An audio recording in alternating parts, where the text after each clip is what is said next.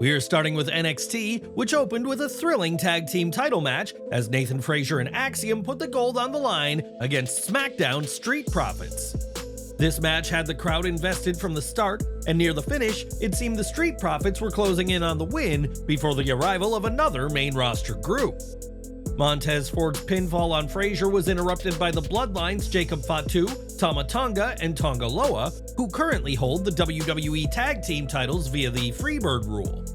Tama pulled Ford from the ring and sent him into the steel steps, and Jacob Fatu charged at Angelo Dawkins, bringing this match to an abrupt DQ end. Loa then wiped out Axiom with a clothesline while Tama laid out Frazer with a super kick, and the Bloodline concluded their attack with a swanton to Dawkins, courtesy of Fatu. This wasn't how fans expected things to go, and in backstage video released by WWE on X, the Bloodline can be seen moments after their attack on the two teams. Tonga Loa proclaimed, "If you ain't the Bloodline, you ain't nobody," before Tama Tonga revealed the attack was orchestrated by orders of their tribal chief, Solo Sikoa.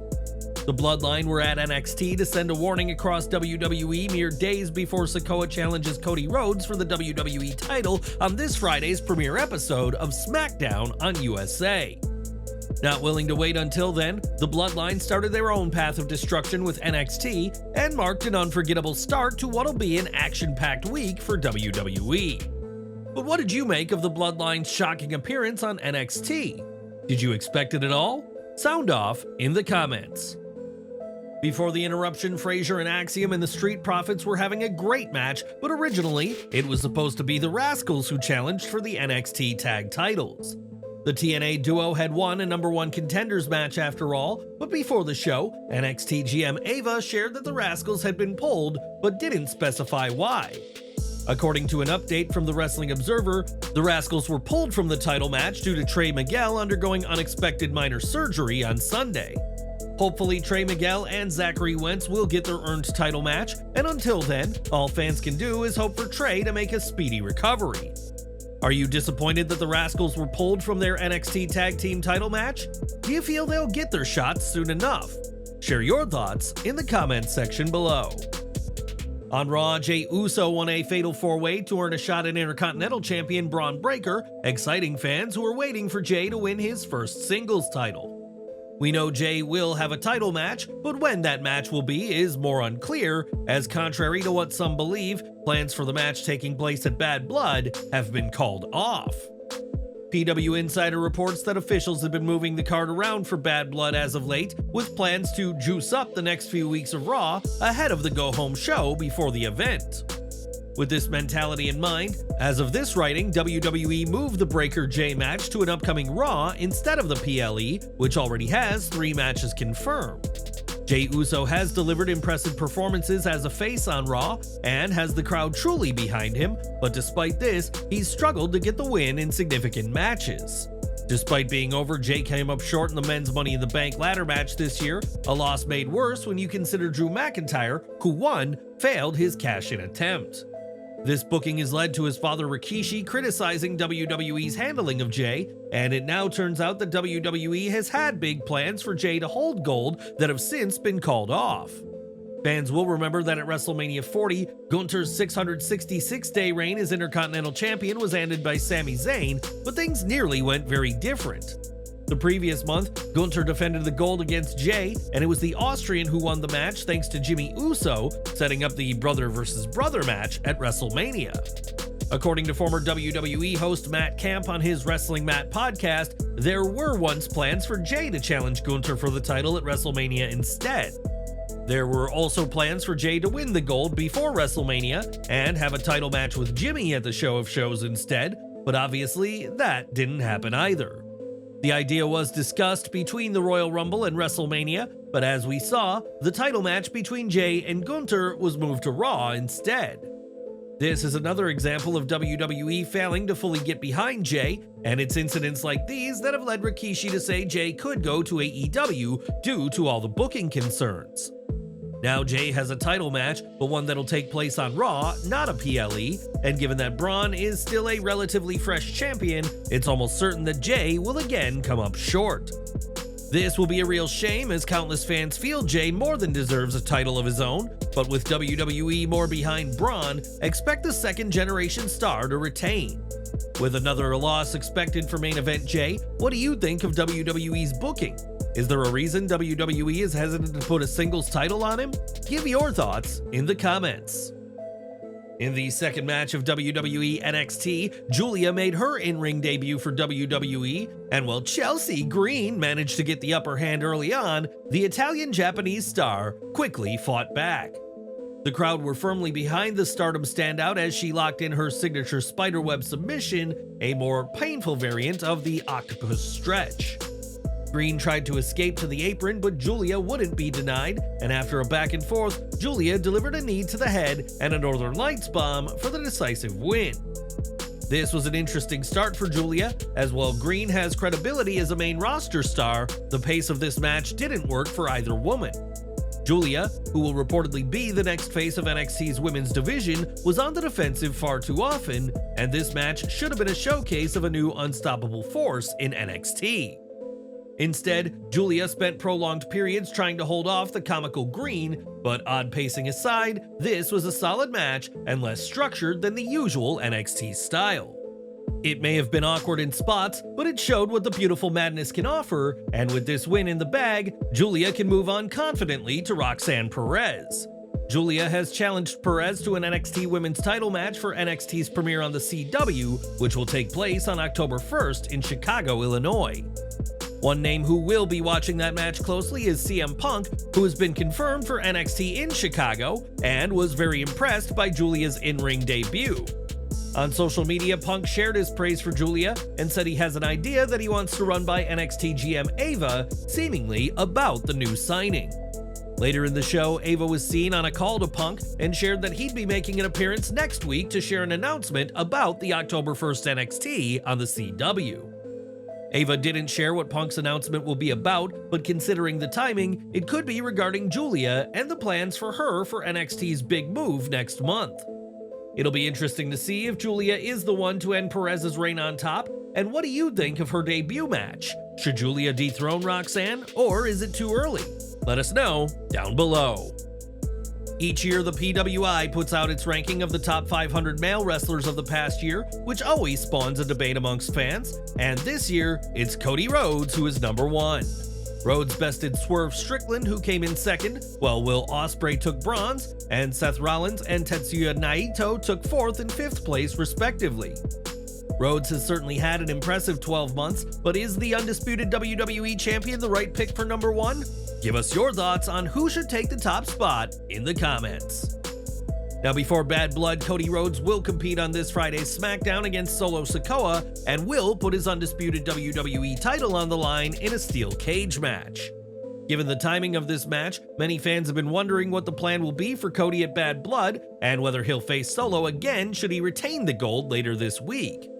Speaking on Wrestling Observer Radio, Brian Alvarez reported that Sikoa vs. Rhodes won't happen at Bad Blood, and that it'll instead be Jacob Fatu who faces Cody at the PLE.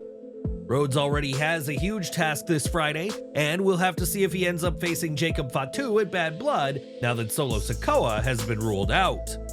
What's your view on Solo Sikoa not being Cody Rhodes' opponent at Bad Blood next month? Is Jacob Fatu the logical choice to face Rhodes instead? Sound off in the comments section. Pretty much since Raw went to 3 hours in July 2012, fans have debated whether a shorter runtime would be better, and starting from October 7th, they'll have a chance to find out. WWE has announced that Raw will transition to a 2-hour format, marking a significant change for the flagship show, and this wasn't just a surprise for fans. WrestleVotes reports that Raw losing an hour is a shock to those working behind the scenes, and many production and social media staff learned of the change along with the public. The report also hinted at possible changes for 2025 when WWE moves to Netflix, as the company looks forward to more flexibility with run times. As part of WWE's massive Netflix deal, the streaming giant won't just get Raw, but will also acquire the rights to WWE's other shows and specials outside of the United States. This agreement has been valued at over $5 billion and will last for 10 years, with an option to extend for an additional decade or opt out after 5, according to a TKO Group filing. We'll continue to monitor this story for developments, as this is the biggest change to Raw since the move to 3 hours, and Netflix will want their investment into WWE to be worth it. What's your take on WWE Raw moving to a 2-hour show? Will it help the flow of things, taking an hour off the broadcast? Let us know what you think in the comments section. It's not just Raw that is seeing massive changes to its production, as SmackDown wrapped up its 5 years with Fox last week and will make the move back to the USA Network this Friday. Much was made about SmackDown joining Fox in 2019, with a premiere that included The Rock and Brock Lesnar, so why are the two sides now parting ways? On the Dirty Sheets podcast, it was revealed that Fox struggled financially during their 5-year deal with WWE, primarily because they couldn't sell enough advertising to cover the investment. While WWE publicly praised their relationship with Fox, the network's inability to attract major advertisers led to significant financial losses, despite the Blue brand having strong ratings. Fox ultimately regretted their investment into the world of WWE, and it appears to be in everyone's best interest that WWE is shifting to a more familiar home with the USA Network. This isn't just a new chapter for SmackDown, but shows how crucial ad revenue and corporate partnerships are in sustaining deals, a lesson Fox found out the hard way. Fans can expect more changes as WWE continues to evolve its brand, but this shift offers a glimpse into how the business side of wrestling can shape major programming decisions. More from Netflix, as the first Raw on the streaming giant will take place on January 6, 2025, and it's already been confirmed that John Cena will help transition Raw to its new home.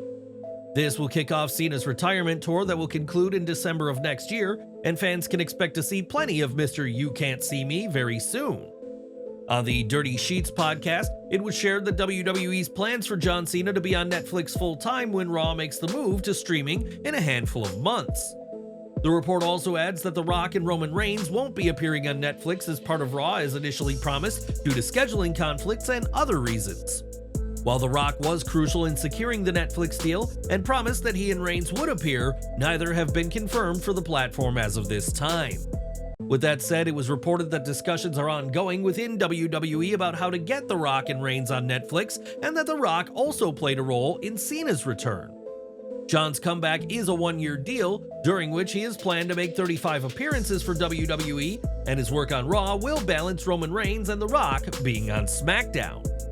The idea is that since Cody Rhodes and the Bloodline are on SmackDown, that is where The Rock and Reigns will be, but as we said, discussions are ongoing about how to bring them to Raw.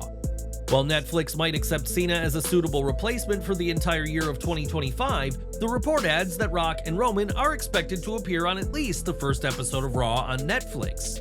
WWE has huge stars at its disposal, but booking them for Raw is proving easier said than done. And what do you make of all this? Let us know down in the comments below.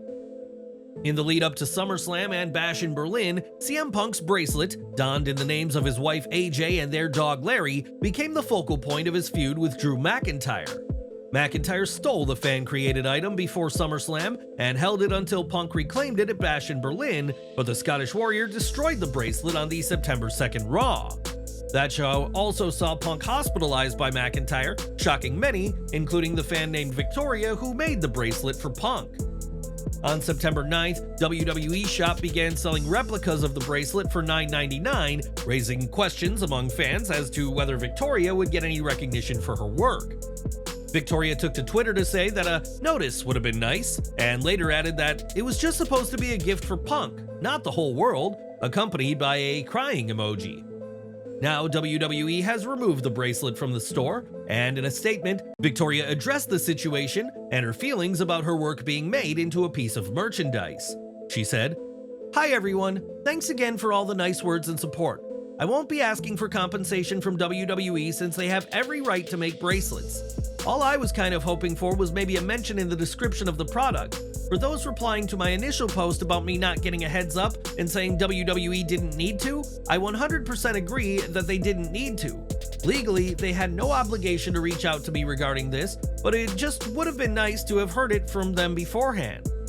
WWE did reach out to me last week as a thank you from Punk and invited me to a show next month, but to my knowledge, that invitation had no correlation to them selling bracelets and wasn't offered as compensation. But I'm still grateful for them contacting me at all." Victoria's comments spawned a ton of responses, and Drew McIntyre also got involved, stating that all this bitching and moaning and crying, no wonder CM Punk is your hero. We'll continue to monitor this story for any updates, and it's worth remembering that WWE is a massive organization with a huge revenue stream from merchandise.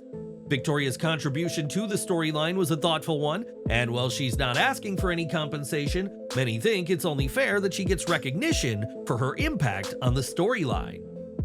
Before Jordynne Grace's TNA Knockouts title open challenge, a vignette aired of Rosemary and Wendy Choo, teasing that things will be made more clear soon. After that, Grace was set to defend her Knockouts title for the 15th time, and the first time in an NXT ring, and Sol Ruca was the woman to step up to the Juggernaut. A tough fight ended with Grace hitting the SOS, but the lights went out before she could get the pin, and Wendy Choo and Rosemary arrived. Choo choked out Grace to stand tall and cause a DQ, a shame given how Ruca has shown a massive upside against veterans, and that was the case again here. This was by far the best action of the night before the main event, and the Knockouts title on the line made the stakes feel clear, which made the DQ finish feel like a wasted opportunity. Having two title matches end with a DQ was a poor booking decision, as it was a repetitive tactic that does not work. Choo had attacked Grace twice in 1 week between TNA Impact and NXT, as this is a match that matters to both brands and will hopefully make up for Choo's past sleepy bout with Kalani Jordynne. What did you think of Grace's return to NXT? Let us know in the comments. In the last man standing match, Trick Williams and Pete Dunne hit their best shots with a Russian leg sweep on the stage, sending both men through a table. Trick was the only man that could get back up and did so emphatically as he back body dropped Ethan Page through the announce table, sending a message to the NXT champion. The issue with last man standing matches is often the pacing, as a slow count can break up the action too much, and this referee took the opposite approach with a consistently fast count.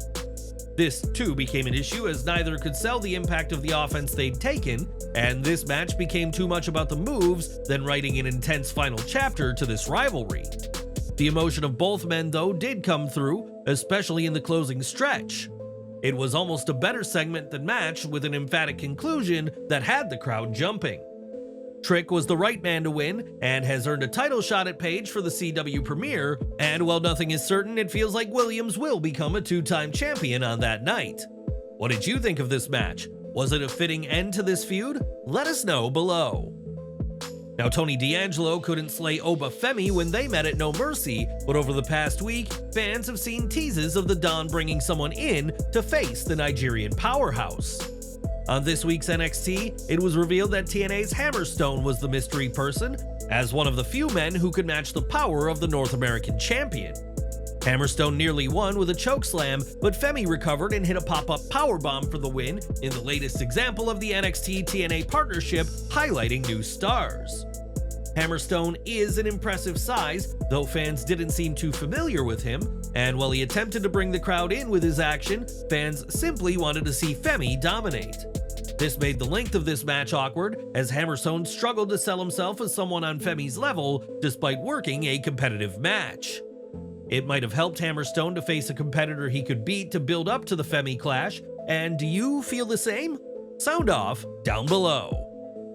At All Out, Hangman Page used a hypodermic needle on Swerve Strickland, spawning a debate amongst fans as to whether the match went too far in the name of entertainment.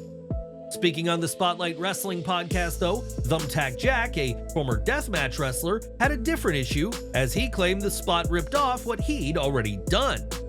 Jack claimed that Page's use of the needle wasn't done as well as it could have been, and that the Cowboy should have asked him for advice on how to get it right. He explained that these spots are more effective when an opponent is already bleeding, and added that typically one should ask for permission to use someone else's move. Jack clearly sees using a hypodermic needle as his move, and said that Page, who he dubbed the entitled millennial cowboy, may not follow the norms of asking for permission. Strickland has defended the level of violence in the match, despite a petition being launched to end AEW programming after the brutality seen in last weekend's Steel Cage encounter. Regardless, Adam Page truly shocked fans with his level of brutality in this latest chapter of his war with Swerve Strickland, and that's unlikely to ever change. What do you think of this accusation made against Adam Page? Do you feel Paige should have asked for permission for that spot? Let us know in the comments section below.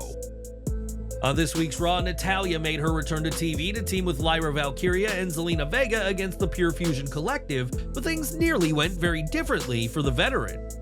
Shortly before her return, WRKD Wrestling reported that there were plans for one stable on Raw to gain a member, with somebody turning heel to join, and many felt it was going to be Natalya. Many fans have pointed out that while Natalya's ring gear matched her partners, her jacket and hat matched the PFC's Sonya Deville, Zoe Stark, and Shayna Baszler. Perhaps WWE decided not to turn Natalya heel because the show was in Calgary, but whatever the reason may be, things could have gone very differently for the Queen of Hearts this week. Ridge Holland overwhelmed Duke Hudson with his power and ruthless energy before ending the match with the Redeemer, but he wasn't finished as he broke the barricade with the MVP's back. A second Redeemer on Hudson left Thea Hale heartbroken, and while fans may have wanted to see a battle of the big men, this was more of a complete squash. Holland was treated as the much bigger star than Hudson, which felt unnecessary as Duke could have given Holland a better match and still put him over big. Since Holland has now wiped out every member of Chase U with dominance, it's hard to imagine anyone in the group that can successfully retaliate. Thea Hale also deserves better than to look like the scared damsel in Hudson's wake. Hopefully, NXT has a bigger plan for Chase U than just creating a new monster heel. With the Heritage Cup on the line, Charlie Dempsey retained against Javon Evans, and the return of Tavion Heights after his showing in Pro Wrestling Noah was a welcome surprise. And that was NXT, and what did you make of the show? Let us know in the comments, and as always, thanks for watching.